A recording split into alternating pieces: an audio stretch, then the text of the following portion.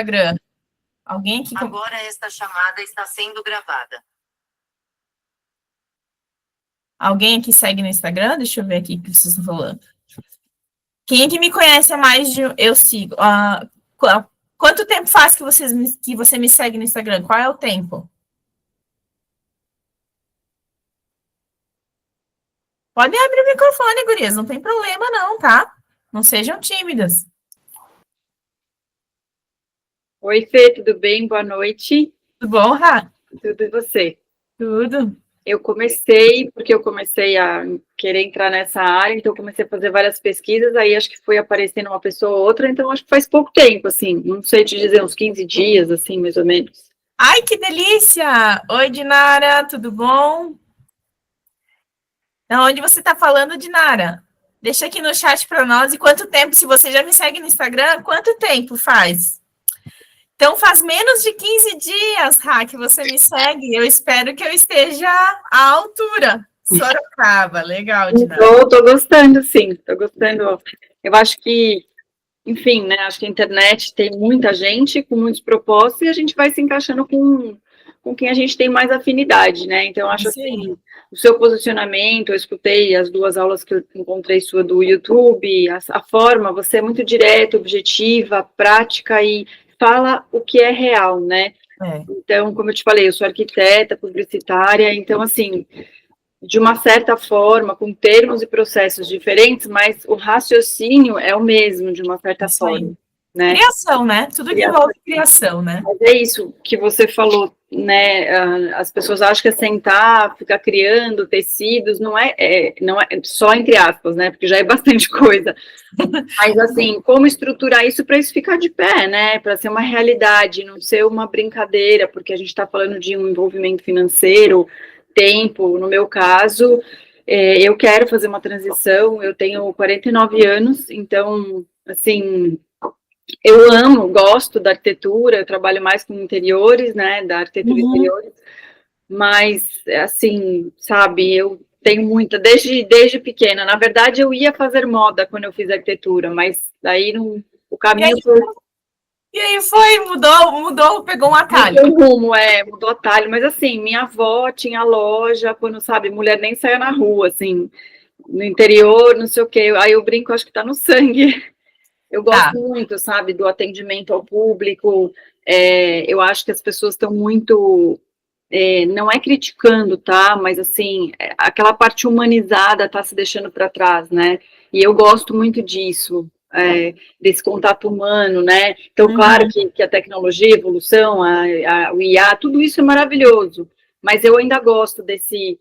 Então, eu, por exemplo, na arquitetura, tendo meus clientes assim, eu só falta carregar eles no colo, eu dou um atendimento VIP, e esse é meu diferencial, porque as pessoas estão carentes disso, né?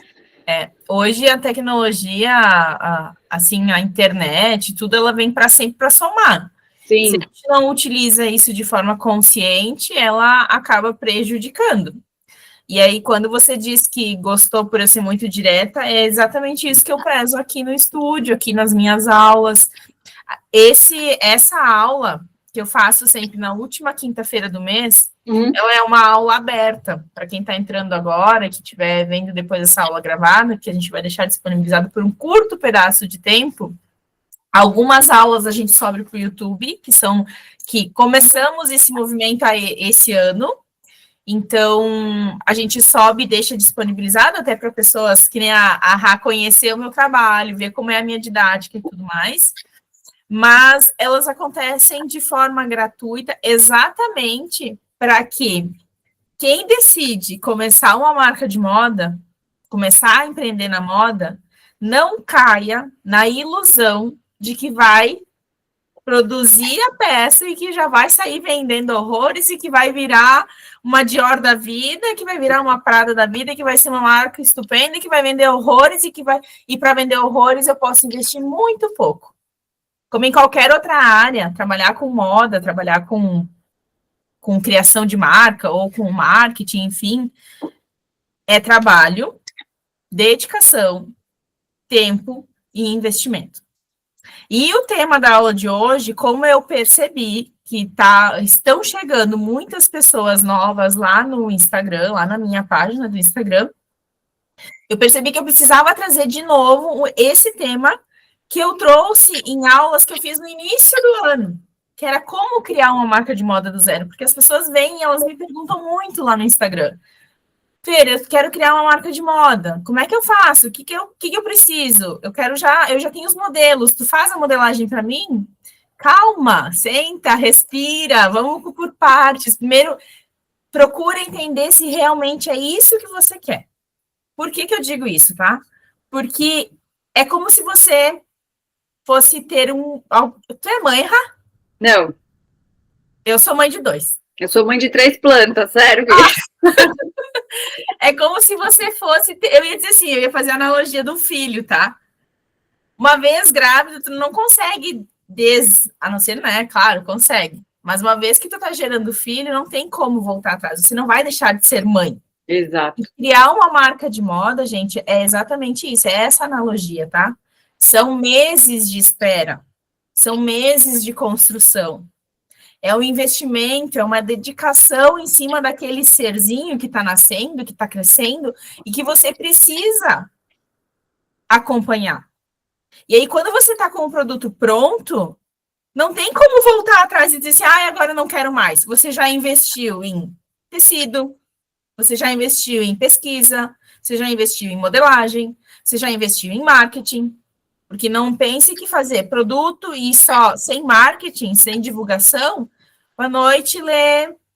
Por favor, se apresente ali no chat, diga de onde você está falando. Estou aqui falando, fazendo uma analogia de criação de marca de moda com gestação, tá? Tudo a ver. Mas não tem como você voltar atrás. Depois que você está com os produtos na mão, depois que você está com o investimento que você fez em cima, é jogar dinheiro, literalmente, gente, jogar dinheiro no lixo se você não estiver disposto, de fato, a entrar nesse universo. Porque trabalhar com moda dá trabalho. Você vive num... Eu trabalho... Eu vou me apresentar depois, mas eu vou dar só um parênteses. Eu já trabalho há 20 anos, tá? No setor. E você vive num eterno looping entre pesquisa, mix de coleção, desenvolvimento técnico, produção, pesquisa, mix de coleção, desenvolvimento técnico, produção. É assim o ano inteiro. A cada 4, 5, dependendo do teu modelo de negócio, 4, 5 até 6 meses, você vive nesse looping. Você não para. Tudo que você for olhar é moda. Tudo que a gente olha, tudo que a gente tem hoje é relacionado à moda. Por quê? Porque moda é comportamento. Moda é ser humano. Eu tenho uma cena do Diabo Veste Prada, que é a cena da Anne lá, que ela tá com aquele suéter azul. Eu até compartilhei esses dias no meu Instagram. Que ela entra, ela diz assim, né? Que, gente, é só um cinto azul na cena. Aí a excelentíssima lá nos diz assim, você tá rindo que é só um cinto azul? Que é da mesma cor do teu suéter? E ela explica toda a história, todo o contexto do porquê daquela cor azul do suéter da Lene, e que a gente não se dá conta.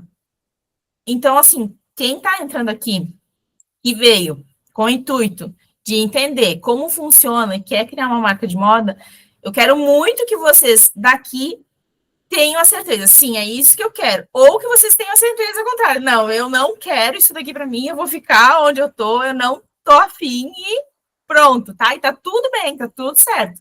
Eu optei, já são 20 anos, tá? Então, vamos lá. Vou começar a aula para não tomar, né, eu vou honrar o tempo de vocês que estão aqui comigo. Então, a primeira coisa da minha aula, a gente já começou com uma conversa, e vocês já perceberam que a aula minha não é aula, tá? Ela é conversa. Eu gosto de conversar com vocês, eu gosto de ouvir o que vocês têm para dizer, eu gosto de entender o momento de vocês. Então, eu quero, gurias, que enquanto eu esteja aqui falando, vocês interajam comigo, tá? Me chamem no chat, deixem a dúvida, tragam os insights, coloquem ali no chat as frases que mais marcarem vocês. Porque quanto mais vocês conversarem comigo, mais eu percebo que a aula está sendo interessante. E aí, mais vontade de entregar eu tenho. Porque coisa chata, eu sou do tempo assim que era, que a aula era o professor falando e o aluno ouvindo. E tinha que levantar a mão para conversar. Aqui também vocês podem levantar a mão para perguntar, tá? Mas eu acho que o aprendizado ele acontece quando a gente troca informações. Tá bom? Combinado? Segunda regra que eu quero, e eu preciso dizer para vocês, vai ter teoria, mas tenham em mãos já papel e caneta também, tá? Para que vocês escrevam aquilo que faz mais sentido para vocês, aquilo que vocês querem levar, aquilo que tocar vocês, para que vocês tenham isso anotado, porque quando a gente anota, o cérebro da gente grava, tá? E o outro ponto que eu gosto, isso eu aprendi com a minha mentora, é câmera aberta, tá? Câmera aberta, ela deixa a gente focado aqui no que a gente está fazendo. A gente presta atenção no que está acontecendo aqui. Quando a gente fica com a câmera fechada, ela dispersa. A gente pode estar mexendo no celular, a gente pode estar olhando para o lado, a gente pode estar vendo, sei lá, uma coisa que está passando na rua, mas não está prestando atenção aqui na aula. Tá bom? Combinado? Essas 3 regrinhas que eu gosto sempre de colocar em todas as minhas aulas. E aí, para falar sobre criar uma marca de moda que a gente vinha fazendo, é exatamente isso, tá? É pegar essa ideia que vocês têm, essa vontade que a gente tem, e colocar ela, transformar essa ideia numa marca, que vai exigir muita coragem, mas principalmente muita clareza do que a gente quer. E aí, essa aula, ela é exatamente como se fosse uma bússola para quem quer realmente deixar de só sonhar ou realizar o sonho dos outros e construir o seu próprio, de uma maneira que torne o caminho mais leve. Eu vou revelar ao longo da aula a maneira do caminho completo do que é estruturar uma marca de moda, que é criar uma marca de moda, tá? A minha ideia é que essa aula fique em torno de 1 hora e meia, mas tá tudo bem se precisar sair algo assim, ela vai ficar gravada depois. A gente vai disponibilizar ela por um tempo. Mas é isso, tá? É mostrar que é possível unir a criatividade, que se precisa ter na moda, a estrutura de um negócio, né, de um modelo de negócio, e método de criação. Uma forma de como a gente cria produtos que conversem com o nosso público. Tá bom? Então, eu sou Fernanda Ferraza. Eu já pedi para as meninas colocarem ali se me seguem, se não me seguem, enfim. Botem também, vão deixando aqui no chat, eu estou acompanhando vocês aqui pelo meu celular. Alguém que já comprou algum produto meu? Fiquei curiosa agora. Coloquem aqui no chat para mim. Alguém já comprou algum produto, algum curso meu ali da Hotmart? Algum e-book, algo assim? Eu sou designer de moda, então, para quem já viu um pouquinho da minha história lá no Instagram, especialista em modelagem digital e processos fabris. Eu até algum tempo desse ano me intitulava a arquiteta da moda exatamente por trabalhar com modelagem, com a parte estrutural. Porém, o que eu entendi? Que longe de ser uma arquiteta, a Ra, que é arquiteta, está aqui, talvez ela possa me corrigir, a arquitetura ela é muito deslumbrante. E aí eu sempre fui muito apaixonada, me lembro que na escola eu desenhava muitos prédios, estruturas, assim, tinha muita habilidade para fazer isso. E eu acho que eu quis trazer esse resgate dessa vontade de desenhar e acabei indo para o lado da moda, diferente da Ana, que quis fazer moda e foi para arquitetura. E aí eu fui para dentro da indústria, eu me formei, né, na universidade aqui de Caxias do Sul, tive laure acadêmica, algo que eu não esperava mesmo, porque tudo que eu colocava a mão, eu procurava sempre fazer com a máxima competência, com a máxima excelência, com uma entrega genuína mesmo, de coração. E eu nunca esperei, nunca almejei a laure acadêmica, ela veio realmente por algo, assim, intrínseco, por algo totalmente despretensioso. Trabalhei 13 anos dentro da indústria, então, dentro desses 13 anos, eu comecei lá no chão de fábrica, corte, costura, produção mesmo. Depois, eu fui, ao longo desses 13 anos, me especializando, então eu subi para setores maiores, PCP, marketing, fui para modelagem, depois eu fui para criação, e lá na criação, eu atuava como modelista sênior, E dentro dos bastidores de criação, eu auxiliava a diretora criativa na pesquisa de tendência, na cartela de cores, no entendimento de matéria-prima, porque modelista precisa entender sobre tecidos. Então, eu fazia muita pesquisa sobre tecidos, sobre material, do que seria interessante para aquela coleção, do que funcionaria e do que não funcionaria diante do que a gente tinha de mão de obra, né, interna dentro da empresa. E aí, quando veio a maternidade, a minha relação com o tempo, mudou. A maternidade, ela vira uma chave na gente. E aí, quando o Bernardo, ali em 2020, logo depois que nós saímos da pandemia, o Bernardo estava fazendo 1 aninho, ele disse assim, quer saber? Não vou mais ficar aqui, não quero mais, vou tocar o meu negócio, vou empreender, porque aí eu vou ter liberdade para poder participar dele, sabe? Da vida dele, dos momentos em que ele fosse caminhar, das risadinhas, porque eu via isso acontecendo, ele ficava meio período com a minha mãe e o outro meio período eu trabalhava, e aí eu via isso acontecendo, porque ela me mandava os vídeos e me doía, não por nada, mas me doía no coração não estar presente ali naquele momento fazendo. Então, essa relação com o tempo me fez cair por terra tudo que eu já tinha construído profissionalmente dentro da indústria, mas eu sabia que eu precisava trazer para fora, mostrar para o mundo aquilo que eu sabia para conseguir transformar outras pessoas. Assim como a maternidade me mudou, eu quis trazer para transformar outras pessoas, outros sonhos, né? E aí eu criei o estúdio com a minha própria autonomia, com a minha metodologia de trabalho. E hoje, então, eu deixei de me chamar de arquiteta da moda para dizer realmente que eu sou modelista digital e mentora de marcas. Então, essa é um pouquinho da minha história, desses 20 anos já trabalhando dentro desse universo. Ô, Fê, Fala. Se der certo, minha trajetória, eu vou realmente ser arquiteta da moda, né? Olha aí, é verdade, viu só? Literalmente. É verdade. Sem sombra de dúvida vai dar certo, tá? Por quê?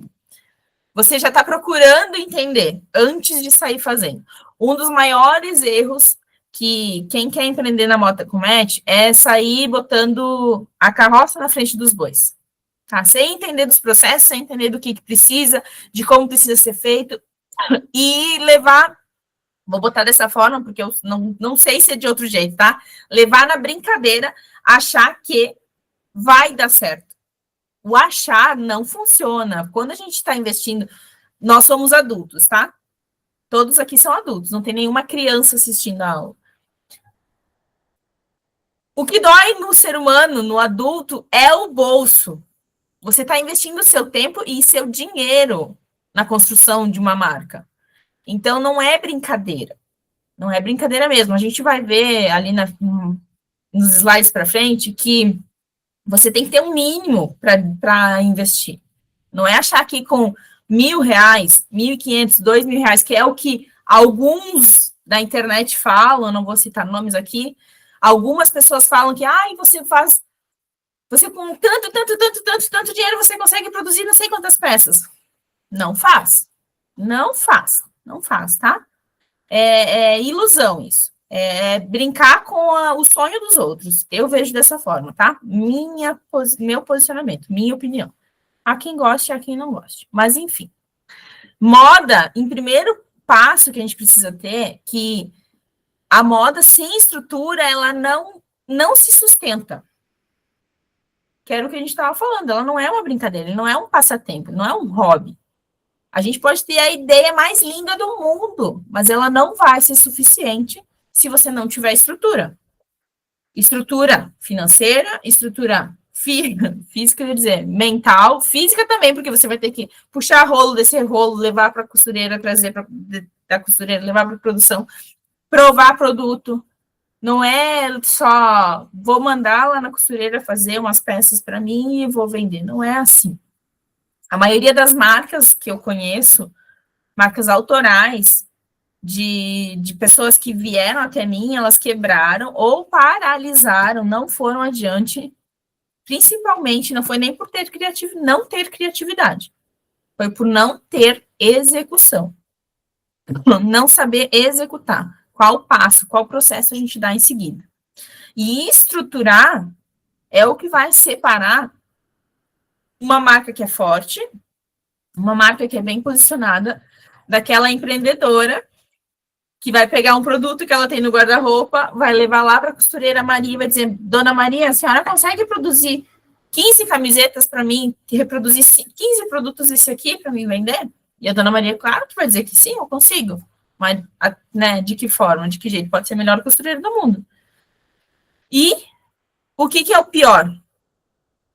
Quando a gente fala sobre moda, a Dona Maria não entende que existem 4 grandes pilares que sustentam uma marca de moda e existe um outro, que é esse aqui, gente. Marketing e vendas.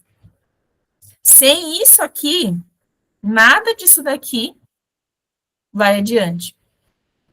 Esses 4 pilares, qualquer negócio de moda bem estruturado é o que vai fazer com que toda a tua trajetória, toda a tua pesquisa que tu fizer inicialmente, até a tua venda, tudo isso é um caminho que você vai percorrer e é um caminho longo. Mas que, quando a gente tem clareza sobre os processos, cada passo ele vai ter um motivo, ele vai ter um objetivo e vai te dar um resultado. Então, a base, que é o marketing e as vendas, é o que vai amparar todo o resto.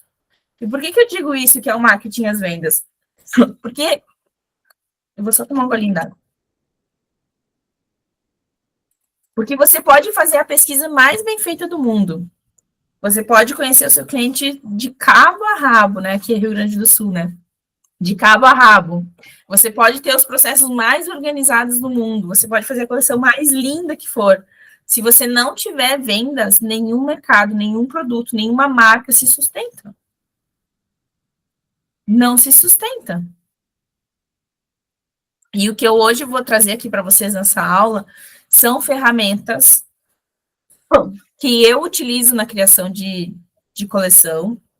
São ferramentas práticas que vocês vão poder estar aplicando, fazendo testes, elaborando na própria casa de vocês ali, que não precisa ter, ó, eu me dando tiro no pé, né? Mas eu sou muito clara, muito objetiva mesmo. Não precisa ter um profissional expert para vocês conseguirem aplicar elas, tá? Para conseguirem fazer. Mas o que eu quero que vocês tenham em mente é que essa jornada de construção de uma marca de moda, ela precisa ser estruturada. Para quem realmente... E essa aula vai servir só para quem realmente quiser se posicionar no mercado, ou quiser ter um conhecimento claro sobre o que se trabalha, o que se faz dentro de uma marca. Não é só o que está na vitrine, tem outras coisas, tá? E o primeiro passo deles é, que eu sempre digo assim, eu vou falar sobre isso em primeiro momento, porque eu acho que é o mais... É o que todo mundo diz, quanto que eu preciso, quando me perguntam, né, nos directs, quanto que eu preciso ter para investir, para fazer uma marca de moda? Isso é planejamento, tá? Então, quando a gente inicia uma marca de moda do zero, não quer dizer que a gente tem que iniciar sem nada de caixa, sem zerado de dinheiro, né? Mas sim, quando a gente cria uma marca de moda do zero, é zero sem estrutura, em etapas, em não saber como fazer, mas não sem dinheiro, tá? Por quê? Porque logo de cara, tu vai precisar investir em um logo, em um design, em padrões, em modelagem, depois em produção, né, a fabricação das peças, fotos, marketing, tudo isso para gerar vendas. Eu já tive casos de leads, clientes, enfim, que depois se tornam clientes, né?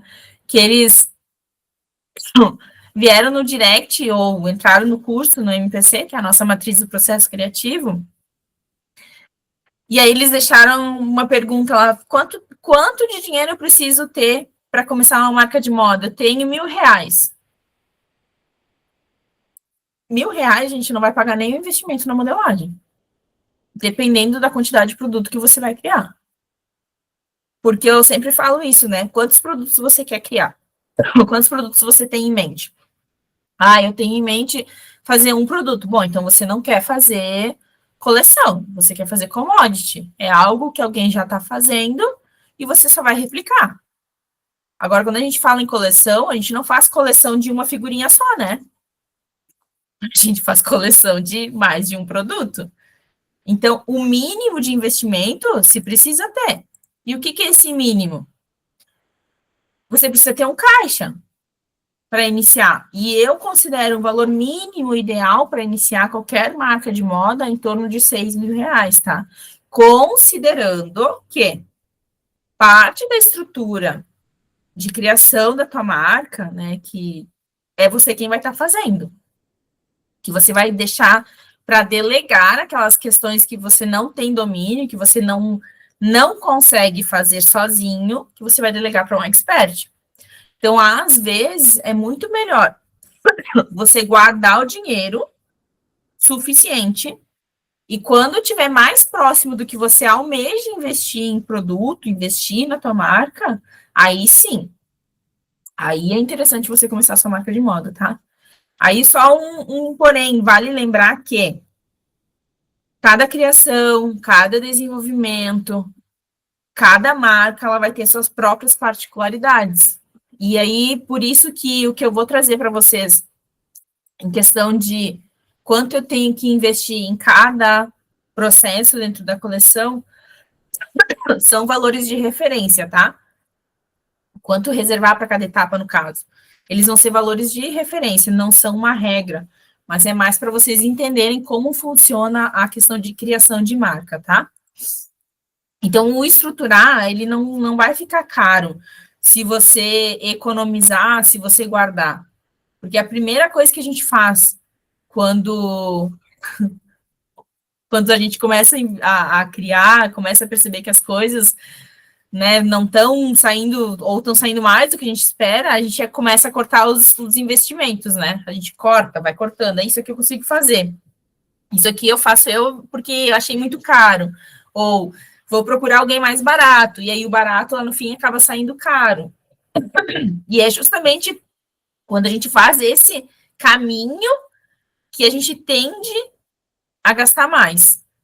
Eu tive um caso ano passado de uma cliente que ela, claro, né, aí era uma situação muito particular dela, mas que ela chegou para mim e disse assim, Fer, eu achei incrível o teu trabalho, eu acho maravilhoso, mas não é para mim, né, não cabe no meu bolso. Não vou começar contigo agora. Esse ano, ela veio para mim, disse assim, se eu tivesse te ouvido e ter começado contigo, eu acho que eu não teria que estar investindo agora de novo, porque daí no fim, as peças que ela tinha feito, tinha dado errado o molde, a peça não tinha ficado bom, ela acabou perdendo tecido, então, investiu em modelagem, investiu em tecido, investiu no tempo, numa piloto que não ficou boa, aí sim, aí o investimento que ela estava fazendo acabou se tornando caro mesmo. E aí, quando a gente fala em estrutura, é exatamente isso, é se permitir crescer com segurança, encontrando as parcerias, os profissionais certos, para não fazer remenda no prejuízo, né? Que eu digo, acabou fazendo, eu vou fazer remenda no prejuízo, eu brinquei com ela, porque agora tu vai pagar o valor que era se tu tivesse feito comigo. Mas, enfim, é só um parênteses, tá? E aí, quando a gente fala de estrutura, é isso, é ter essa estrutura mínima. Ela tu não precisa ter uma equipe gigante, tu não precisa ter um cara lá, um profissional fazendo cada coisa da tua marca. Mas você precisa ter clareza do método como vai ser criado e dos passos que precisam ser dados. Né? Para não agir sozinha. Quando precisa improvisar ou quando precisa tomar decisões. É entender que, às vezes, dentro da nossa marca de moda, é melhor a gente entregar para quem sabe, para conseguir crescer também. E o mais importante que é cuidar do seu cliente, né? Ser a diretora criativa, mesmo sem ter um time inteiro nesse momento. É você entender quem é o seu público, entender o que ele gosta, o que ele quer. A gente vai ver isso também ali na frente. Mas é isso, é você focar no teu cliente e deixar os processos para quem domina fazer. Exemplo próprio meu, tá? Eu tenho equipe hoje de marketing no estúdio E por muito tempo eu investia dinheiro ali no tráfego pago de forma, uma coisa bem aleatória, tá? Só para vocês entenderem. Eu investia dinheiro no tráfego pago sem ter clareza do que eu estava fazendo, sem saber o que eu estava fazendo, na real, tá? Sem saber o que eu estava fazendo. Aí eu decidi que não adiantava ficar botando dinheiro lá se não tinha retorno. Então, o que eu fiz? A gente contratei uma gestora de tráfego e hoje ela faz essa parte de tráfego pago para mim. É óbvio que o meu dinheiro está sendo muito mais bem investido e está tendo retorno, porque eu entreguei para alguém que sabe fazer, que sabe o que está fazendo. E aí você tem tempo para pensar em outras partes do teu negócio. É isso que eu quero falar aqui sobre estrutura mínima enxuta. Ah, é isso, é sobre isso. É sobre ter as peças e as pessoas certas nos seus espaços sendo ocupados para agir e atuar dentro do que lhe é pertinente, tá? Então, sem uma estrutura, sem até a peça mais linda que você tiver, ela vai ela vai te dar um prejuízo lá na ponta. Silencioso, mas vai. Porque, por exemplo, se eu tenho vou fazer a modelagem, vou me dar de exemplo, tá? Vou fazer a modelagem com a Fernanda disse que tem pilotista, mas eu quero, para encurtar caminho, eu vou fazer com a pilotista aqui, porque eu conheci ela, mas ela disse que sabe fazer. Eu vou fazer a piloto com ela, às vezes vai ficar bom, mas já deu casos de que a pilotista não conseguiu fazer. Ou ela nem fez, atrasou, disse que ia entregar num dia, entregou lá no outro dia, lá na frente. Então, existe tudo isso. Então, encontrar essas pessoas, tá? E os erros mais comuns de quem tenta fazer tudo sozinha, que não gosta de delegar, que é muito centralizadora, é exatamente isso, é improvisar tudo no feeling, né, no sentimento. Eu vou conseguir fazer, vou entregar para alguém que sabe. É tentar copiar marcas que já estão no mercado, né, coisas, eu digo produto de parada de ônibus, né, que já fizeram, já está todo mundo usando, e eu vou querer copiar agora porque está todo mundo usando. Um outro erro também, fazer peças lindas, né, ter peças lindas ali, mas que não vendem, porque não estão conversando com o público que quer ser atingido. Outro erro é não ter o padrão de qualidade, entregar para 3, 4 costureiras e cada costureira devolver de uma forma o produto. E aí, o que acontece quando a gente tem isso? Retrabalho. Cada costureira vai ter uma forma de entregar, vai te dar. A Fernanda vai entregar de um jeito, a Patrícia entrega de outro, a Priscila entrega de outro. Quando chegar lá no consumidor final, ele percebe a diferença da mão. A gente acha que eles não percebem, mas eles percebem sim. Eles percebem.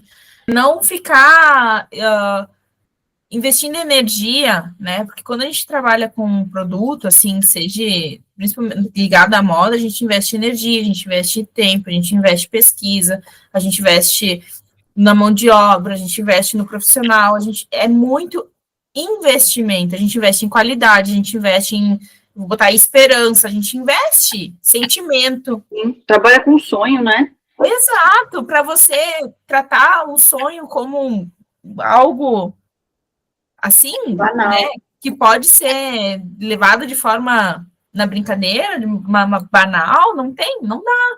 Então, precisa ter estrutura. Então, pensa bem, sabe? Analisa bem, pesquisa. Não sai de cara investindo numa pessoa. E eu digo aqui, vocês estão, né? A Rá tá me seguindo há 15 dias. Eu vi aqui que tem a Beth disse que. Deixa eu ver quem mais me falou. A Thalita disse que me segue em torno de 3 meses. Não invistam em profissionais assim, a não ser que vocês sintam muita confiança naquele profissional, eu digo, procurem outros, vejam como é o trabalho dos outros, sabe? Dos outros profissionais, para vocês terem um comparativo, para vocês entenderem, analisem, acompanhem o trabalho dessa profissional por mais tempo, veja o que ela traz, né? O que é os bastidores dela, qual é a rotina, para ver se aquilo faz sentido também para a tua marca ter uma profissional assim. Porque a gente precisa ter pessoas ao nosso lado que compartilham da mesma ideologia da gente, Que quando eles entrem para dentro da nossa marca, eles se sintam também parte daquilo. Eu digo para quem já é meu cliente, eu sinto que a tua marca é minha. E eu trato a tua marca como minha. Uhum. Porque se tu for bem, eu vou bem também. Não é só o dinheiro. É óbvio que, né, o investimento em monetário, ele é importante. Porque a gente não vai sair investindo em qualquer lugar, né? E é óbvio que para quem está do lado de cá, que é o prestador de serviço, também é importante. Mas muito mais importante que o dinheiro é a nossa reputação. E aí entra aqui a reputação de marca. Como você quer que a sua marca seja vista pelo consumidor final? Você quer que ela seja reconhecida pelo quê? E aí a gente entra num ponto: pesquisa e planejamento. Conhecer. Olhar para dentro de si. E ser honesta com você mesma. Com os recursos que você tem hoje. O que eu tenho hoje que vai servir para mim construir minha marca? O que eu quero vender? Para quem eu vou vender? Onde eu vou vender? Aí lista esses recursos. Bom, eu já tenho fornecedor de tecido.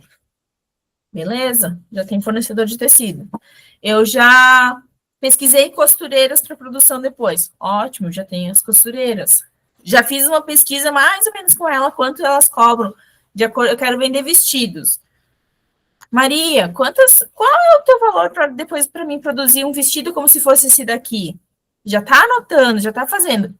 Fez essa pesquisa inicial, esse planejamento, você consegue definir um caixa. Bom, eu quero produzir, sei lá, 5 modelos. Tá bom, eu preciso ter um mínimo de caixa de tanto. Quanto eu quero investir antes de tudo, né? Quanto eu quero investir na minha marca? Não é nem o quanto eu preciso, é quanto eu estou disposta a investir. E aí, aqui, eu investir é tudo isso que a gente já tem falado: é energia, é tempo, é dedicação. Às vezes, vai precisar prolongar. Eu tive casos de alunas da minha mentoria que ela queria lançar a marca dela, ela queria criar a coleção, mas eu deixo sempre bem claro, o trabalho aqui é 50-50. 50% eu te dou as ferramentas, o conhecimento, mas quem executa é você. A não ser que você me contrate para fazer o serviço. Aí é diferente, aí você está me contratando para fazer o serviço. Ela não queria dedicar o tempo de pesquisa, ela queria que eu entregasse tudo, mas não, como você vai saber cobrar uma pessoa pelo trabalho dela se você não sabe como fazer? Como você vai saber se ela está fazendo certo se você não tem o mínimo de conhecimento sobre aquilo, o mínimo de domínio sobre aquilo?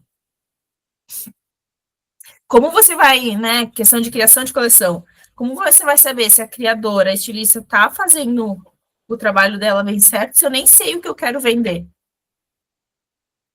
Como que eu vou cobrar o cara do marketing para fazer o meu posicionamento no Instagram se eu nem sei onde eu quero estar na cabeça do meu consumidor?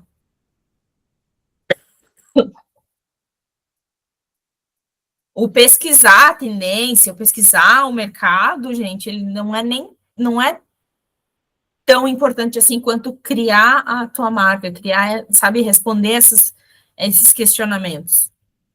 Porque esses questionamentos é o que vai fazer a gente conhecer o nosso cliente.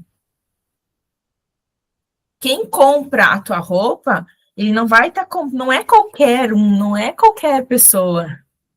É gente real, é gente que tem rotina, é gente que tem desejo, é gente que tem desafio. Ó, meus anel batendo aqui, não. É o meus, que tem desafios que enfrentam dia a dia. Eu, por exemplo, quanto mãe, eu tô aqui, né?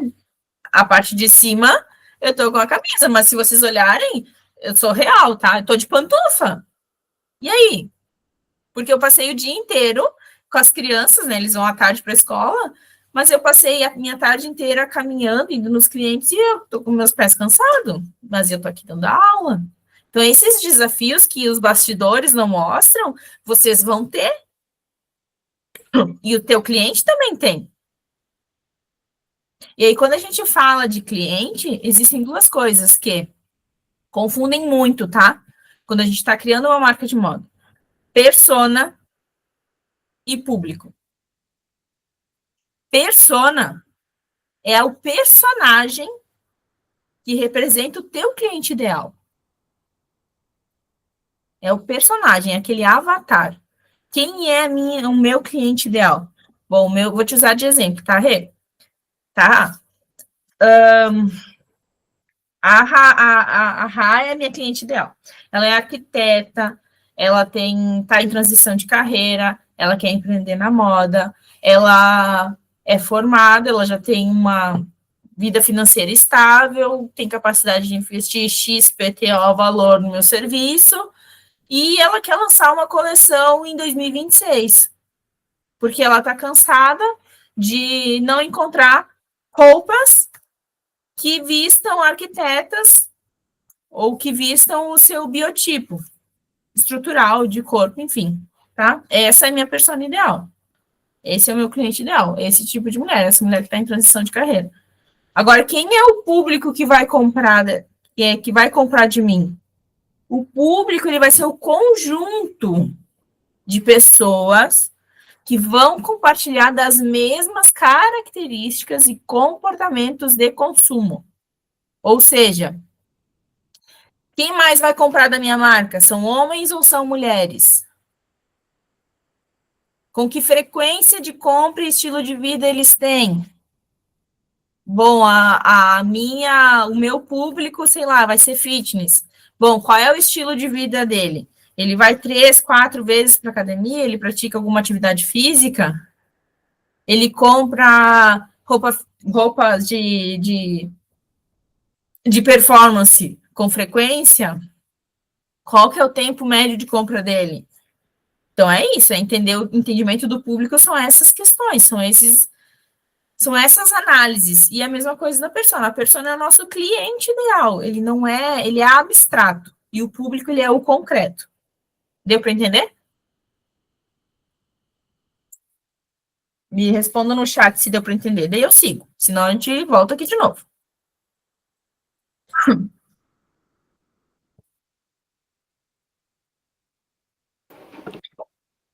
Só mais um parênteses, gente, vocês me desculpem, é que minha máquina está trabalhando, não sei se está atrapalhando, se vocês estão ouvindo. Eu não estou ouvindo nada, tá? Eu cheguei em casa, já pus roupa para bater, sabe? Que é a vida real, né? Isso aí. É a vida real, é os bastidores que ninguém conta, né? Que precisa, que acontece. Bom, mas vamos lá. Quanto que é o ROI, né? A minha gestora que se mata, até eu entender o que era o quê, das siglas, né? Quanto que é o retorno? Tudo depende, tá? Tá? Tudo depende. Por que que depende? Depende do produto que você vai fazer. Depende do público que você vai fazer, que você vai querer atender. Depende do modelo de negócio que você tem. Depende do tipo de marca que você quer criar. Nessa aula eu não trouxe, mas eu vou abrir um parênteses, tá? Existem 4 tipos de marcas que a gente pode estar criando, construindo, tá? Eu falo muito sobre marca autoral, mas existem 4. Marcas de luxo, que é o quê? Aquela marca que se destina para um público que quer exclusividade. Então, quando a gente fala de exclusividade, de pessoas que querem fazer parte de um clubinho, vamos colocar dessa forma, a gente consegue colocar valor agregado, preço, né? Marca autoral. Normalmente, são os próprios empreendedores que estão à frente do negócio e se posicionam como marcas que constroem seus próprios produtos, conseguem ser competitivos, mas eles não podem se igualar a uma marca de luxo, em questão de preço. Aqui a gente está falando do preço, tá? Os 4 tipos. Marcas sustentáveis, que são marcas que o próprio nome já diz, são sustentáveis. Então, quando a gente fala de sustentabilidade, não é só tecido.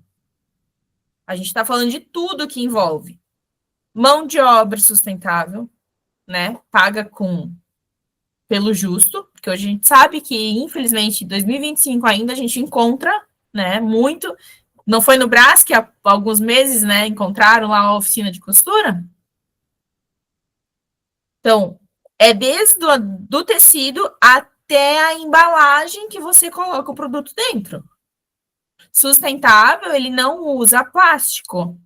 É zero plástico de fato, tá? É em tudo. Então, aqui é uma questão de posicionamento.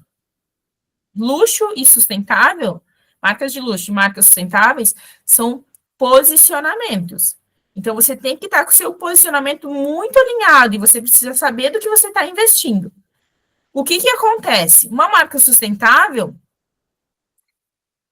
hoje está muito disseminado. Hoje as pessoas estão buscando mais. Mas você não consegue competir ainda com uma marca de luxo em questão de preço. O luxo vai estar sempre, vou botar assim, tá? Eu não gosto de usar o termo caro, porque eu acho que o caro é muito relativo. Tá? Assim como o bonito, o belo também é relativo. Então, o caro é muito relativo, porque cada marca tem seus custos, tem os seus investimentos, enfim, tá? Mas ela não consegue competir com o de luxo, porque o luxo é o exclusivo, o sustentável é o que todo mundo está procurando. Embora a gente tenha consciência de ser sustentável, você não vai conseguir colocar um valor, vamos supor, num vestido, só porque ele é 100%, se ele é sustentável, lá de, a não ser que você use seda, né? Mas aí a gente está entrando no luxo também, porque o luxo também tem tecidos, tá? Tudo envolve, olha a comunicação. Se você botar uma malha de viscose, uma marca sustentável, pode colocar. Mas você não vai poder competir, botar lá R$1.000, R$2.000 um vestido. Ninguém vai comprar sendo viscose. Eu não compraria. Então, por isso que eu te disse, tudo depende. O que acontece, tá? Normalmente, a primeira coleção é 100% investimento, não tem retorno, porque você está investindo em logo, marketing, estrutura, posicionamento, tecido, aí daquilo, dos valores que você incorporar, baseado em todas as suas despesas, existe a margem de lucro, e esse lucro da primeira coleção é o que você vai usar para reinvestimento, tá? Então, produtos físicos, a gente coloca uma margem de lucro de 30%, de até 30%. Isso tudo eu ensino dentro da mentoria também, tá? A gente coloca até 30% de margem de lucro. Se for produto... e aí a gente consegue aumentar ou diminuir. Menos que isso já não é saudável financeiramente, tá? Para a empresa. Mas a gente consegue colocar um pouco mais de margem de lucro quando a gente define o nosso modelo de negócio. E a quarta, ou marca de luxo, enfim, tá? E a quarta e último modelo de negócio de moda é a moda artesanal. É uma marca artesanal, que aí o próprio nome diz, é baseado em produtos artesanais, feito à mão, e aí normalmente usa cooperativas para fazer os trabalhos, tá? Então é muito ligada às causas sociais, as marcas artesanais. Essa também, a gente consegue agregar valor no produto exatamente por esse apelo, tá? Mas quando a gente fala de marca autoral e marca sustentável, principalmente, a gente tem que ser competitivo no quê? Na experiência do cliente. Tá? Na experiência do cliente. Respondi, Rá? Sim, desculpa que eu estou escrevendo, você está falando, eu estou anotando, tá? Mas eu estou prestando atenção. Como que você falou? É competitivo? Agora? Ah, mulher. Tudo isso... tem que ser competitivo no... Você usou uma palavra muito boa. Do cliente. Vocês têm que anotar na hora que eu falo, porque aqui na cabeça da... Muito bom, eu entendi o raciocínio, mas foi uma palavra boa que você usou. Na experiência do cliente. Isso. Você tem que ser competitivo na experiência do cliente. Aí, quando a gente fala em experiência do cliente, é o quê? Não é só mandar, né? Vou mandar por correios aqui para Fernanda. Comprei lá na Rá, a marca dela, e eu gostei, sei lá, não sei o que tu imagina fazer, tá? Vou chutar, tá, Rá? Comprei uma camisa lá da Rá. Aí chegou a camisa para mim num pacotinho daqueles de correios lacrado, sabe? Realmente, eu recebo muita gente que quer criar marca de moda, tá? Eu sou contra, eu digo para eles, eu não gosto de pegar projeto direto de modelagem. Eu gosto de entender o que tu quer da tua marca, para mim internalizar ela e eu conseguir transpor isso no teu projeto. Eu chamo de projeto também aqui, tá? De projeto, produto, ali no produto. Porque não adianta, eu posso sentar contigo, eu vou fazer uma camisa, eu vou saber fazer a camisa, mas eu quero entender o que tu quer da marca. O que tu quer, qual que é o teu sentimento. E isso é o que faz... Teu diferencial, né? E quando primeiro, mesmo que a pessoa diga, não, Feira, eu não tenho como investir na tua mentoria, na tua consultoria, eu quero ser realmente a modelagem, tá? Que é o que eu consigo investir agora, porque o resto eu fazendo. Eles me falam isso, né? Eles me dizem. Beleza, ainda assim, eu mando sempre junto com o projeto uma dedicatória. Porque eu sei o quanto é desafiador. Sim. Porque é só uma etapa vencida. A modelagem, a pilotagem, ela é uma da etapa vencida. Depois vem toda a parte de produção e a venda e a conquista do cliente e o LTV, né, o retorno desse cliente, seja para a página do Instagram, seja para o site. O que é LTV? Desculpa, é o retorno, é o tempo de vida do teu cliente na tua esteira. Então, o que você vai fazer? Comprei a camisa da Rá. O que vai me fazer eu querer retornar para o site para comprar dela? Ou querer retornar para o Instagram para comprar dela? É isso. Porque se é para a gente comprar por comprar, que a gente não quer procurar essas marcas autorais para comprar, a gente compra, sei lá, de uma Zara. Sim. Que aí a gente vai lá, a gente compra e vai embora, bota na sacolinha Zara e vai para casa, entendeu? Mas contigo recebe. É isso, sabe? É esse senso de exclusivo, sabe? Que a gente pode implicar. Por exemplo, o exclusivo, ele tá muito no luxo, né? Foi o que eu falei antes. Mas a gente pode incorporar na nossa marca autoral. Só vai ganhar o cheirinho, sei lá, da marca quem comprar a partir de X produtos, tantos produtos. E outra coisa, né, que um dos erros que a gente vê e que eu vejo, tá? Por isso que eu disse que isso aqui eu não gosto de tratar como aula, eu gosto de tratar como encontro, como uma conversa. Porque não faz, até o próximo slide, muita gente erra, tá? Criar uma marca só por gosto pessoal. A gente não pode criar por um gosto nosso particular. Porque quando a gente cria para o nosso gosto particular, aí eu vou criar pelo meu gosto particular. Qual que é a minha frequência de compra do produto que eu estou criando, da marca que eu estou lançando? Como, sei lá, fitness, né? Com que frequência eu compro roupa fitness? Eu compro muita roupa fitness? A cada semana, todo mês? Eu me entendo enquanto consumidor o que eu quero, o que eu procuro. Eu entendo por que, sei lá, quando eu faço nas calças legging que tem o bolso, para que serve aquele bolso? Eu entendi a lógica que não é só para colocar o celular. Ou aquele bolso que às vezes tem num cos de uma calça atrás. Para que ele serve aquele bolso? É para colocar um cartão? É para colocar um documento? É para colocar um dinheiro? Aí quando a gente entende, quando a gente não faz por um gosto pessoal, né, o nosso gosto, a gente percebe que a nossa coleção, ela precisa não falar com o nosso coração, mas ela precisa falar com o coração do nosso público. Porque quando a gente fala com o coração do nosso público, a gente cria esse desejo de querer ter, de querer fazer parte, de querer ser consumidor daquela marca. Por que me vem um nome agora, por que a Anselmi traz essa questão de pertencimento na marca dela? De um desejo de ter uma roupa Anselmi? Porque existe um apelo muito profundo. Eu trabalhei dentro da Anselmi, tá? Eu lembrei dela por causa disso também. Eles trazem um desejo muito profundo de resgate. É lindo, né? Eu gosto. De resgate. De voltar para para aquela coisa de família, de união, de sentimento, de profundidade. Tu olha assim, tu vê as postagens, as fotos, tudo tem esse senso de íntimo, de carinho, de aconchego. E esse desejo é o que faz gerar venda.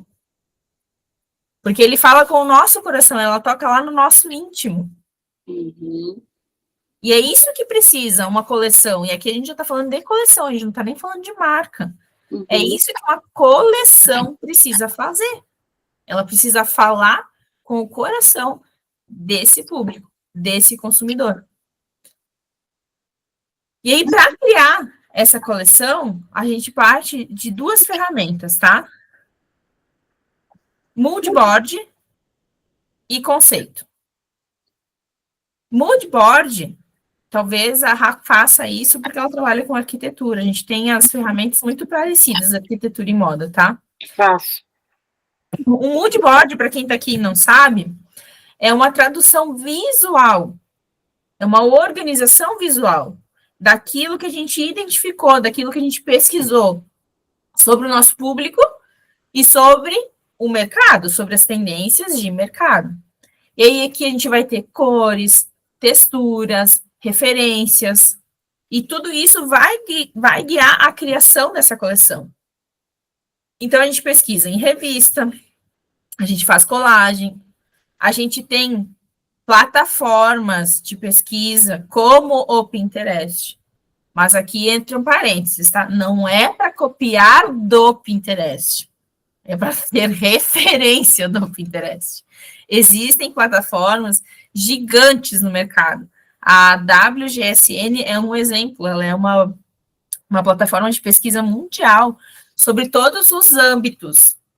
Arquitetura, moda, paisagismo, sei lá, tudo que vocês imaginarem, comportamento, tudo tem na WGSN.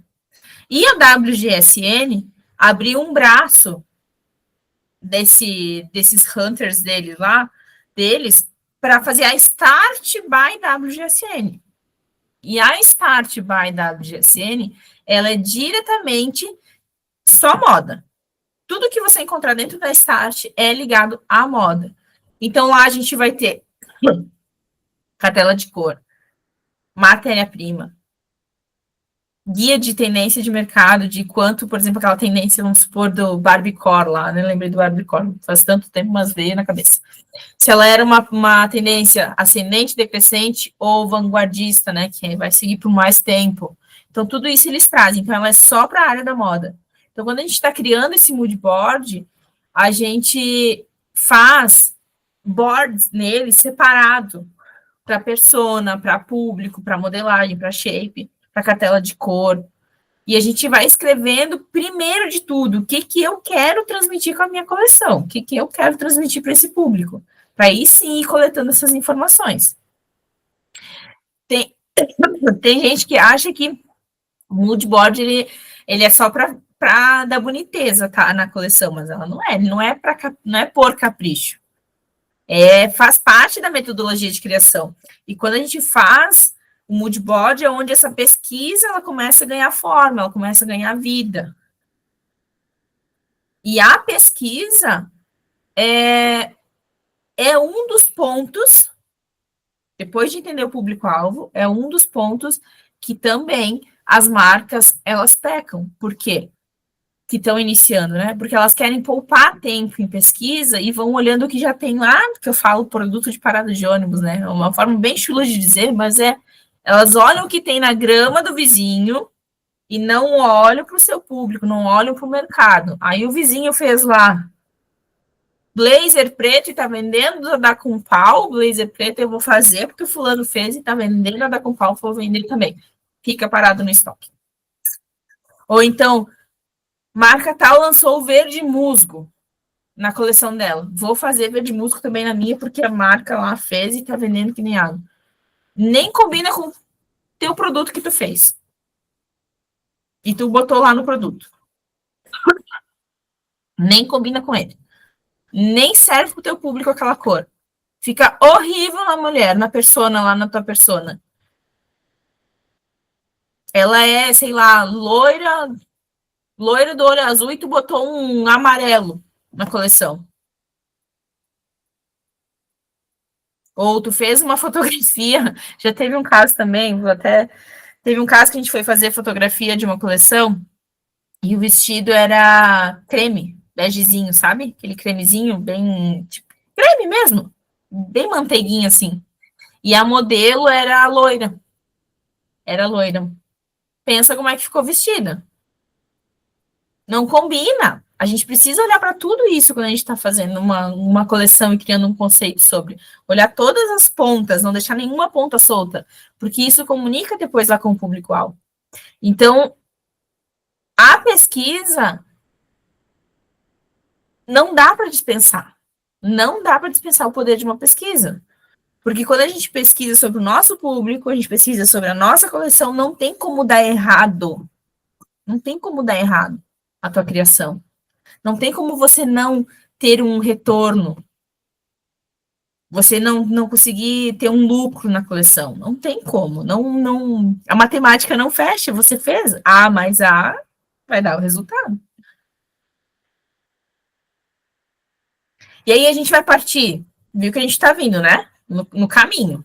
Então, estrutura da marca, pesquisa do público-alvo, pesquisa de coleção, a gente vai para o planejamento da coleção em si e do mix. O que é isso?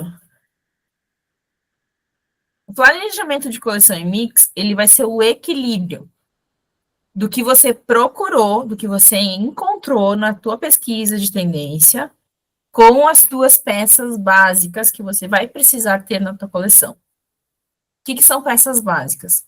Imagine uma pirâmide, tá? Minha forma de criar a coleção é assim. Foi a forma que ensinaram na faculdade, que eu vi aplicando durante os 13 anos dentro da indústria, que funcionou com as minhas mentoradas e que funciona quando eu crio as minhas coleções. É a certa? 100% certa? Não vou dizer que a gente não teve erros, existem os erros. Os erros, eles precisam existir para que a gente possa compreender e evitar eles depois lá na frente. Mas ela funcionou em quase mais de 70% de todas as coleções que a gente já fez aqui no estúdio, que eu vi dentro da indústria, tá? Que é a pirâmide de criação. A pirâmide de criação ela vai consistir em 60%, que é a base da pirâmide de produtos básicos. O que são básicos? Produtos que você vai vender a todo instante. Camisetas, blusas, vestidos. E aí vai depender o que é o básico de cada marca, tá? Básico da Hering é a camiseta, tá? Só vou botar assim. Básico para a Fernanda, para minha marca de moda, pode ser que seja uma calça bailarina. Para mim, esse é o básico. Para a Thalita, pode ser que seja o blazer. O blazer vai estar em todas as coleções dela. Então, para cada marca existe um produto que é o básico. Então, a base dessa pirâmide vão ser esses produtos básicos, 60% básicos. Olhem bem, é o que mais vende, é o que sempre vai sair na tua marca. 30%, que é o meio dessa pirâmide, você vai colocar com produtos de tendência, que são produtos da estação que você está criando. Ou seja, eu estou fazendo verão, então quando eu for fazer minha pesquisa de tendências, eu vou olhar produtos que vão estar em alta na estação que eu vou estar criando. São os produtos de tendência, 30%. E o topo dessa pirâmide são os 10%. 10% são produtos em que eu vou apostar. São aqueles produtos que nós não vamos produzir em grandes quantidades. Porque a gente não tem, são apostas. Apostas é 50-50. Pode ser que dê bom, pode ser que dê ruim. Tá?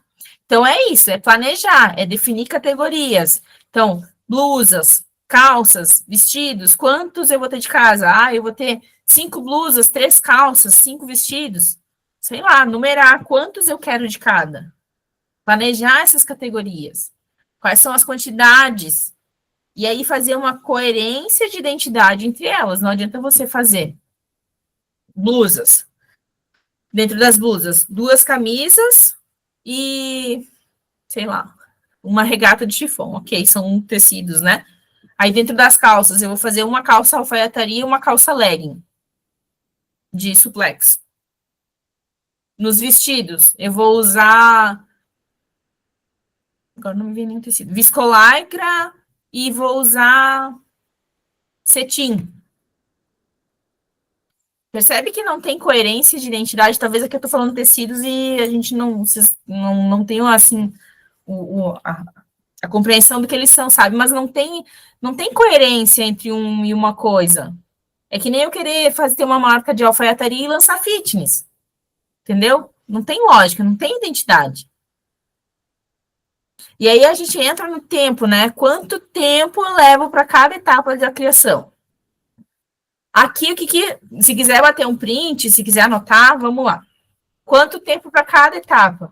Para estruturação de marca. Precisa de pelo menos 30 dias para você fazer logo, design, registro, iniciar com o registro da marca, registrem a marca já nos primeiros momentos, vejam se ela pode ser registrada, o nome da marca, o logo, para que vocês não caiam na armadilha de produzir etiqueta, de produzir tag, de fazer página de Instagram e depois não poder usar, porque já tem alguém usando. Pesquisa de público, de coleção, pelo menos 30 dias. Aí você vai delegar logo, design, também vai mais uns 30 dias até tudo ficar pronto. Entre criação e modelagem, de 30 a 45 dias, dependendo do que você for fazer, né, de quantos produtos você for fazer. Protótipos, que são as pilotagens, de 15 a 20 dias. Eu, aqui no estúdio, eu levo em torno de 15 a 20 dias mesmo, tá? Porque, como é Rio Grande do Sul, tem mais o tempo, tem que considerar esse tempo de deslocamento, né, dos correios para enviar a pilotagem. A modelagem a gente envia de forma digital, mas a pilotagem, que é o físico, a gente acaba mandando por correios. E depois o fábrico, que é aqui a ponta, né?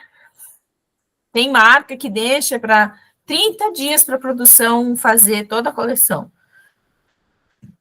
Tenha um tempo de gorjeta, tá? De gordurinha ali.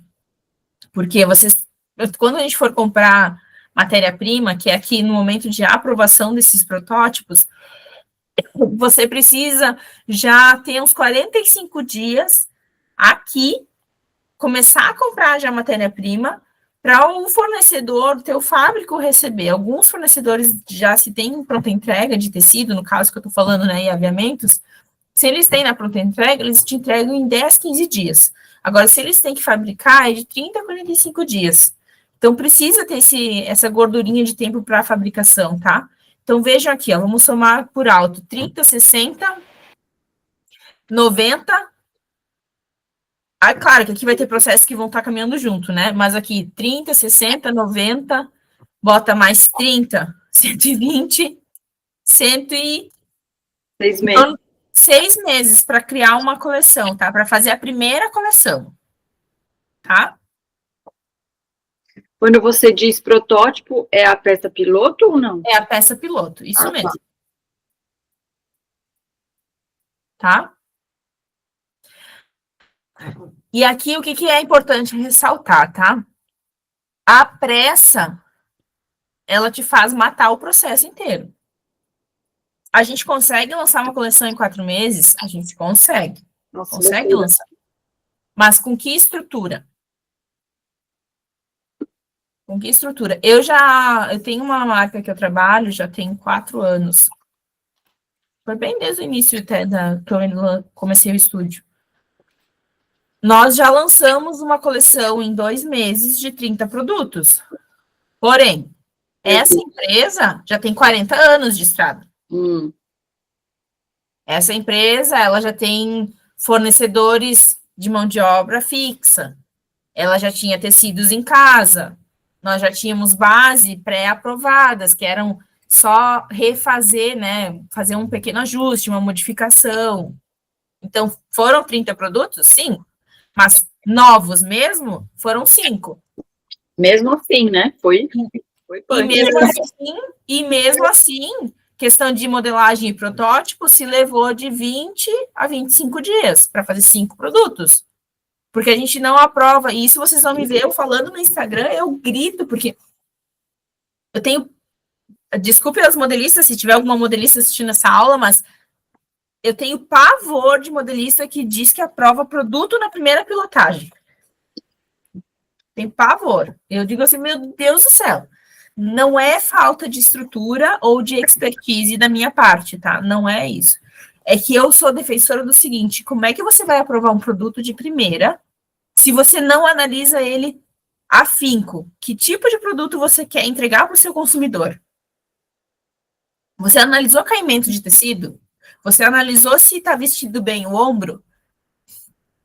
Você analisou se quando você faz assim a camisa não está apertando?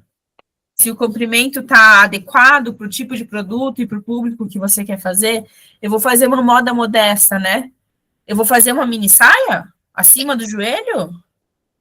Não. Moda modesta é abaixo do joelho. Fora a gradação, né? Mais a gradação. E aquele P que vem quase G. Que qualidade você está entregando para o seu cliente? E aí entramos num ponto, modelagem e pilotagem, que é que eu digo, é a espinha dorsal da tua coleção. A modelagem, ela vai te dar vida, é ela que vai dar vida à tua ideia. E a pilotagem é a que vai validar essa ideia. Então, a gente precisa escolher, que era aquilo que eu estava falando lá no início, fornecedores que estejam alinhados à tua causa de marca. Porque isso vai fazer a diferença. Vai fazer a diferença.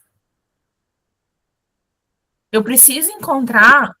Existem muitas modelistas boas, e eu não estou falando sobre modelagem, que modelagem digital é melhor que modelagem de papel. Não, eu sou modelista digital, eu vou defender a modelagem digital, por quê? Eu vou usar de novo o arquiteto, tá? Engenheiro. Existem os que preferem fazer uma planta estrutural, sei lá, na mão, existem. Pelo amor. Mas, pelo amor, né? Não, né? Assim, hoje os desenhos que a gente faz à mão, rabisca, assim, meio em perspectiva, é bonito pela parte artesanal, mas não tem como, é tudo... Agora, tu imagina que ainda existam marcas que defendem que modelagem no papel é mais rápido, é mais preciso, não, é mais... Bom, sei lá, eu tô te falando pela minha área que eu também uso. Eu uso AutoCAD, SketchUp, Inkscape e milhões de outras coisas para fazer, renderizar, 3D. Aí que tá. Dentro da moda, a gente tem softwares específicos para a criação de modelagem, são CADs. Audaces, né, que chama? Tem o Audaces, tem o Gemini, tem da Veltex, tem ótimos softwares. Eu uso da Audaces. Eu já vou falar bastante desse, que eu xeretei, assim. Eu sou o cria da Audaces. Eu, quando comecei a entender de modelagem, a estudar modelagem, eu já fui para o sistema da Audaces. Uhum. Tentei trabalhar com outros, mas eu, Fernanda, não me adaptei. Não é que eu não saiba, eu não me adaptei. Eu prefiro os sistemas da Audaces, porque eles são mais... Como é que eu posso usar a palavra? Didáticos, seria? Mais didáticos, isso. Eles são mais visuais, eles têm uma visão mais do Windows, sabe? Assim, a perspectiva deles. Para mim, me familiariza mais. Uhum. Então, trabalhar com modelagem digital, já procurem, né? Modelistas que trabalhem com modelagem digital. Porque vai agilizar nas revisões, vai agilizar na gradação, vai agilizar nos ajustes. Sem contar que depois, lá na produção, não vai se perder parte de molde. Não vai perder a lapela do bolso, que nem aconteceu uma vez com um cliente, que ele não tinha mais a lapela do bolso, não sabia onde estava a lapela do bolso, quando eu estava digitalizando os moldes deles. Meu Deus! Porque faz tanto tempo que se usa manual, que se riscava, que daí quando eles decidiram fazer a digitalização, passar para dentro do sistema, existiam moldes que estavam os tamanhos misturados. Aí a manga G estava lá na manga P, estava lá no molde, no agrupamento do P. Nossa, até que me deu frio na barriga, só de pensar.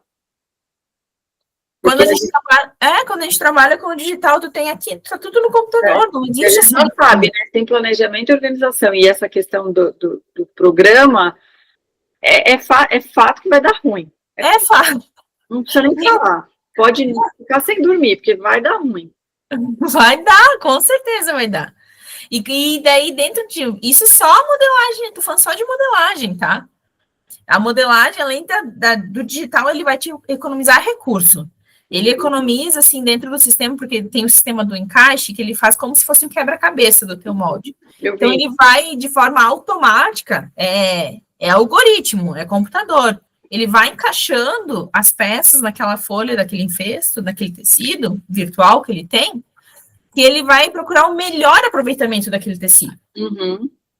Não estou, né? A inteligência humana, o ser humano é um dos animais mais inteligentes que existem, inclusive para se autodestruir. Só um parênteses.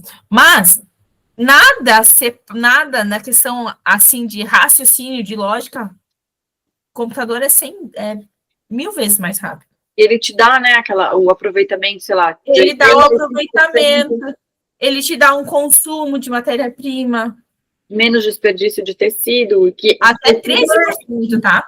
A modelagem otimiza. A gente tem que entender que o tecido, a matéria-prima, é dinheiro, é estoque, é dinheiro lucro que tem que girar, né? Se fica Exato. no lixo.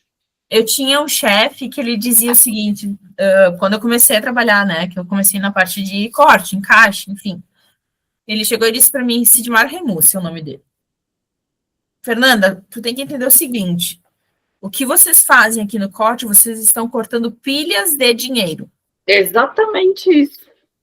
O que vocês errarem aqui no corte, é dinheiro no lixo. Vocês jogaram dinheiro no lixo. Então, essa parte de modelagem, ela por isso que eu falo, ela é a espinha dorsal da tua coleção. Sem a espinha dorsal, o que tu faz? Nada. Tu pode ter o croquis mais lindo do mundo, mas croquis não vende. Não é o croquis que vende. É mesmo, é isso aí. Croquis não vende. Croquis é que nem tu falou antes, é bonito. É para, assim, vislumbre visual. Mas não é o que vende. O que vende é o físico. E o que é o físico? O que agrada para o cliente?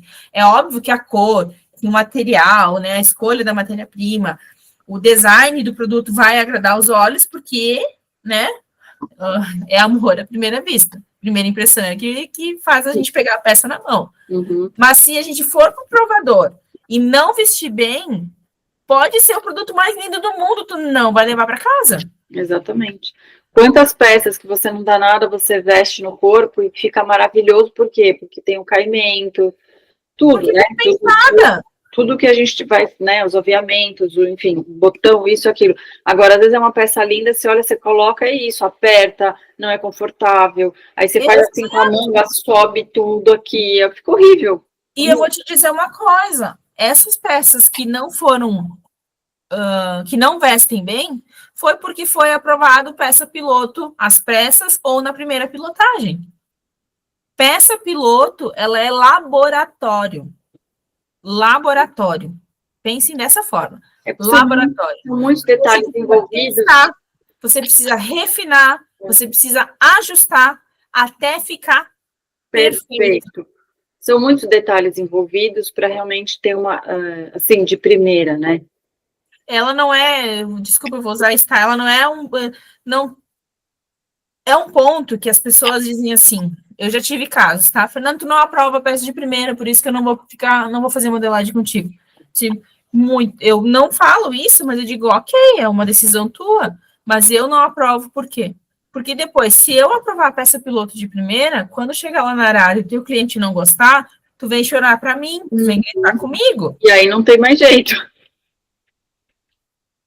Tu vem gritar comigo, porque eu tenho experiência com modelagem? Eu tenho bases ótimas para usar? Tenho, mas cada produto se comporta diferente pela escolha do material que a gente faz, pela proposta dele. Então, a gente precisa fazer modelagem e fazer pilotagem e tratar a pilotagem como um laboratório. Nenhum avião decola sem piloto.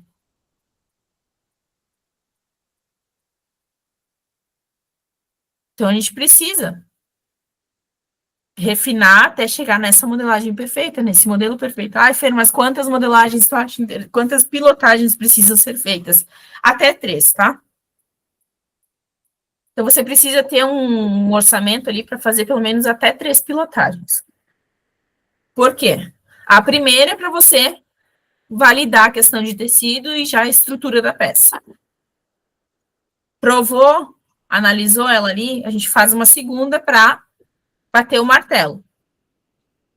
Normalmente, a gente já consegue aprovar na segunda peça, porque são poucos ajustes. Se vai para uma terceira peça, é por questão assim de que realmente a estrutura não vestiu bem, ou né, o tecido não foi adequado, daí a gente precisa trocar o tecido, não validou, ou ficou muito caro para o produto, o fornecedor não vai conseguir entregar a tempo, daí a gente vai para uma terceira piloto. Quarto, quinto, sexta piloto, eu faço quando é um produto de material mais nobre, tá? Porque daí a gente está investindo muita grana em cima, depois lá no público, que é muito mais exigente. Exemplo, uma camisa de seda, por exemplo, tá? É um público muito exigente, tem que estar se investindo, tem que a pessoa erguer os braços e a camisa vestir sozinha. Tá? É nesse sentido. Então a gente refina muito bem esse produto. Mas eu não recomendo mais que 3. Mais que 3, eu já digo assim, ó, vamos deixar em stand-by, não é o momento desse produto, tem outros para a gente pensar, para a gente investir o dinheiro e confiar naquilo que o profissional está te falando, tá?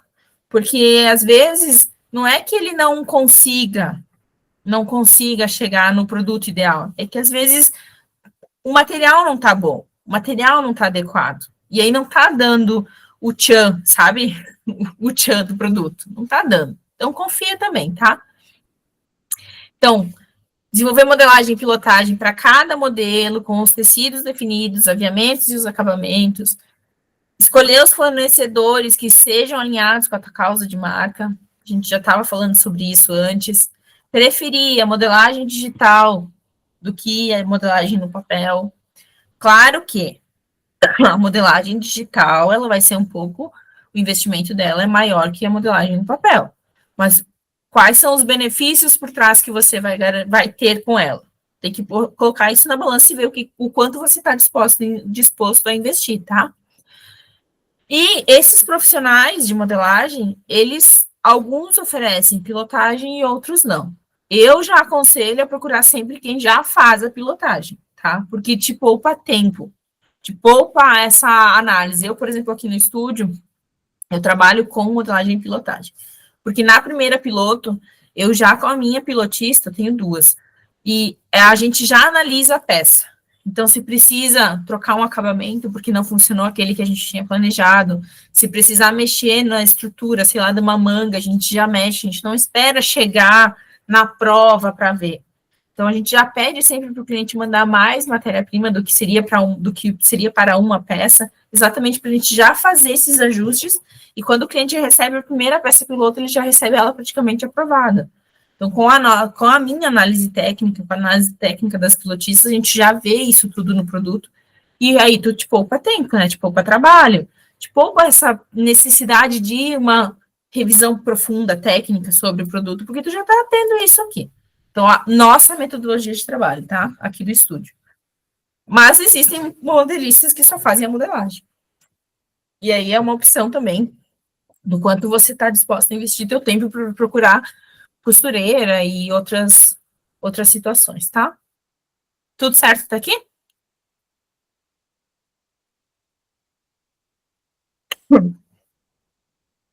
Belezinha. Produção e fabricação. Tá bem compridinha a aula, né? Mas faz parte, tá, gente? Eu acho que são pontos importantes para a gente... Chegamos só... Então, estamos na metade. Vou me acelerar aqui. Produção e fabricação. Aqui, o que é importante? Entender o processo, entender o que as confecções fazem e preferem, e negociar com uma visão a longo prazo com eles, não num serviço momentâneo, tá? Por quê?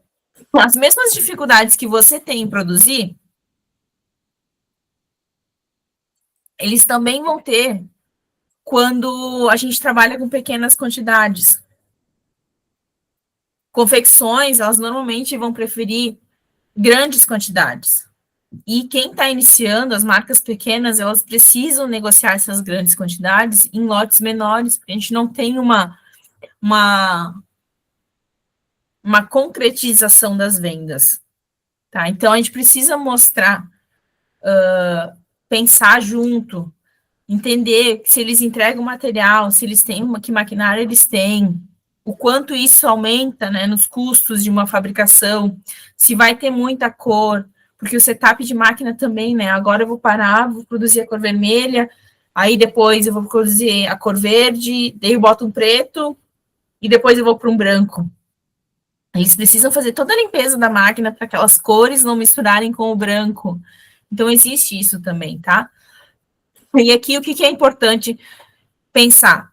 Que uma produção, quanto menor for a tua produção, né, menos quantidade, maior vai ser o custo unitário. Quanto mais quantidade você produzir, menor vai ser o seu custo unitário. Então, planejar esse mix de produto e otimizar nessas quantidades vai te ajudar a prever lá na frente quais são os teus custos, né? Então, evita essas surpresas de agora ficou muito caro, agora, né, não vou conseguir produzir porque é muita quantidade para mim conseguir chegar no preço que eu quero para o meu produto. E ressalte para a tua produção que você quer se tornar parceira dela. Aprenda a conversar com eles, aprenda a dialogar e colocar aqui, a facção, ela faz parte do teu sucesso, entender eles como realmente um parceiro, e não como só como um prestador de serviço. E aí a gente tem que entender sobre negócio que vai ter dois tipos de produção, tá? Uma produção puxada e uma produção empurrada. O que é uma produção puxada? Uma produção puxada é as vendas que vão determinar as quantidades a serem produzidas. Então, eu vendi 12 peças, eu vou produzir 12 peças. Uma produção empurrada, a gente produz uma quantidade e vende aquela quantidade. Então, eu vou produzir 12 peças e eu vou vender as 12 peças.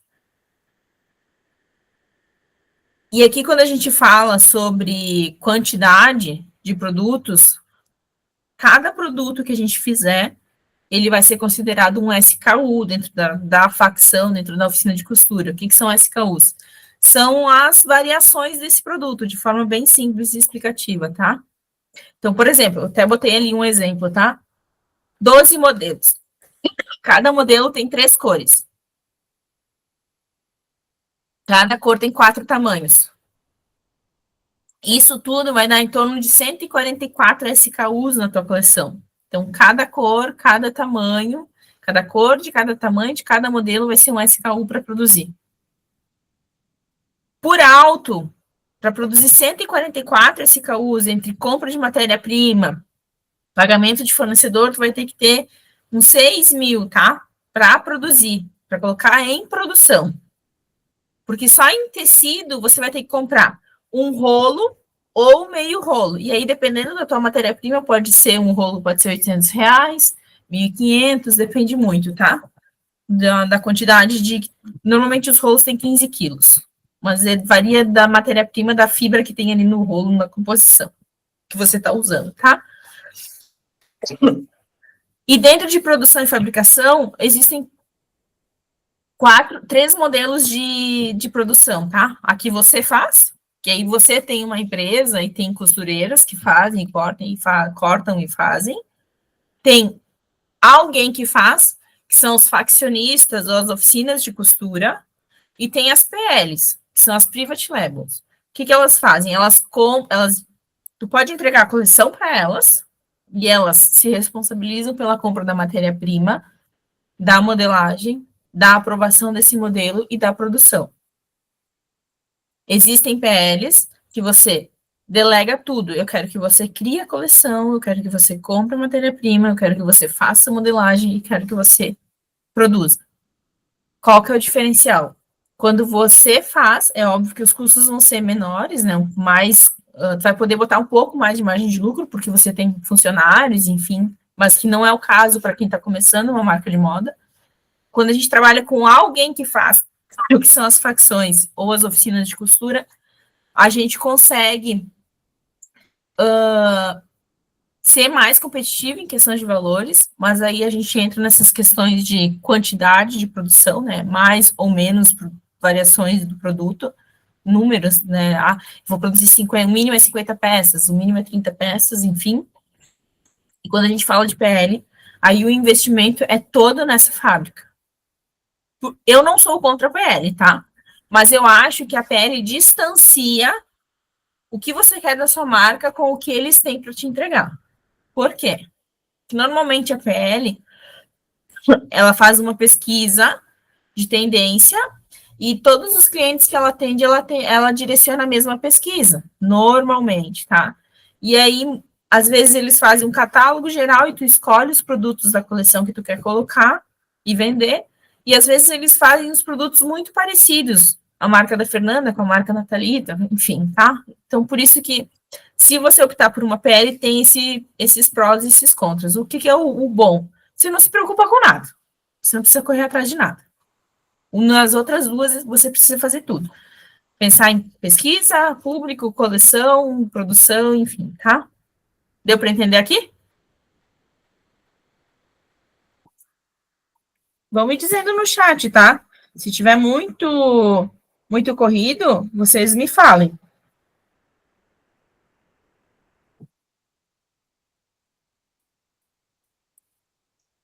Vendas e marketing, que é a base da nossa estrutura lá do início. A gente hoje tem Instagram, tem Facebook para divulgar nossa marca, tá? Então, crie desejo através dessas redes sociais. Use uma fotografia profissional para criar a sua coleção. Não vai fazer, né, de forma amadora. Tem a minha mentora que ela diz assim, o mínimo que você pode fazer se você não tem condições de pagar um fotógrafo é limpar a câmera do seu celular para tirar a foto.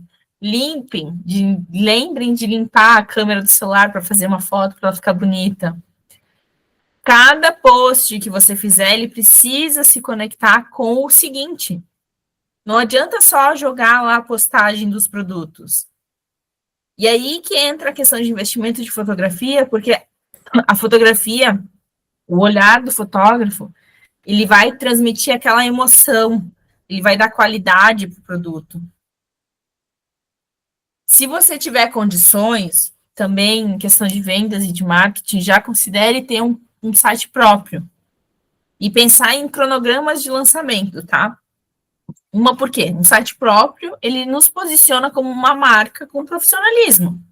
Algo que é sério, né? Normalmente, né? Eu sei que existem os sites falcatrua, que não é de uma maneira geral, mas normalmente, quando tem um site, a gente dá mais credibilidade para a marca, não dá? Porque você sabe onde recorrer, você tem um carrinho de compra, você tem como acompanhar o processo do seu pedido. Então, você consegue dar mais credibilidade, você dá mais credibilidade. E quando a gente fala em cronograma de lançamento, é o seguinte: eu posso criar uma marca com 7 modelos? Posso, mas eu não preciso lançar os 7 modelos de uma vez só. Eu posso lançando eles fragmentados. Na semana 1, eu vou lançar tal modelo, na semana 2, eu vou lançar outro modelo, na semana 3, eu vou lançar 2 modelos. E aí você vai ter um mês inteiro de lançamento da sua coleção. E o teu storytelling do Instagram não vai ficar chato, não vai ficar maçante de os mesmos produtos, as mesmas fotografias, as mesmas histórias. Para cada semana você pode contar uma história para cada produto. Então existe essa dica que eu dou para as minhas mentoradas e que eu estou trazendo aqui para vocês também, tá? O que é legal também? Planejar chamadas de ação com datas de lançamento, para que esse público se sinta parte, sabe? Fazer pesquisa nos stories, mesmo que, Fer, eu não tenho a marca lançada ainda. Mas já pense em estruturar o Instagram e começa a atrair público para dentro dela. Faz chamadas de em breve, começa a contar a história da marca, por que surgiu a vontade de empreender, por que trouxe, o que te trouxe. Quem é o teu porquê de criar a marca? Por que você está criando essa marca? A venda, ela é conexão. E mais, é uma conexão emocional, até eu digo assim. Porque a marca, ela precisa mostrar que ela conhece o estilo de vida do cliente. Ela precisa conquistar o coração desse cliente e depois o carrinho. Esse é o ponto. A gente precisa conquistar primeiro o coração, para depois o cliente ir lá e passar o cartão para a gente. E aí, de novo, eu ressalto, tá? Não lance nenhuma marca de moda por gosto pessoal. O seu público é o mapa do seu sucesso. Esse é assim, o ponto a chave de vocês, para vocês terem clareza sobre criação de marca de moda. Não adianta criar por gosto pessoal, não vai vender. Eu já digo agora, se você está pensando em fazer uma marca de moda, lançar por gosto pessoal, não vai vender. De uma maneira bem geral, assim, bem sucinta, eu trouxe aqui para vocês o caminho, tá? Para lançar uma marca de moda e ter ela com identidade e com propósito. Então, ela é uma jornada que, assim, de um primeiro momento, ela dá um caos na gente, dá aquele emoji da cabeça explodindo, né? Faz um negócio assim, mas ela, conforme a gente vai trabalhando, a gente vai tendo clareza de todas as etapas e que são todas etapas indispensáveis. E moda, ela não é sobre a nossa preferência, ela é sobre propósito, sobre o público que a gente escolhe trabalhar. Eu deixei lá no grupo no grupo que, para quem se inscreveu no formulário e foi direcionado para o grupo, na descrição do grupo, eu deixei um material sobre pesquisa de tendência e público. É um guia prático, tá? Tá lá, é um painelzinho do Notion que foi criado, que eu entrego para as minhas mentoradas, para elas começarem a entender um pouco sobre o público delas e alinharem. Pode entrar lá no grupo, lá na descrição do grupo vai estar disponibilizado. Então, não desperdicem, tá? Cada etapa, pesquisa, cliente, moodboard, planejamento, modelagem, produção, venda, tudo é essencial e interdependente. Então, um é conectado no outro. Não dá para desperdiçar nenhuma dessas etapas. Não dá para deixar nenhum, assim, todas são importantes. Todas elas, tá? Fez sentido até aqui? Bugou a cabeça ou não bugou? Deu mais clareza? Deu? Ai, ótimo. Então, esse é o ponto chave, tá?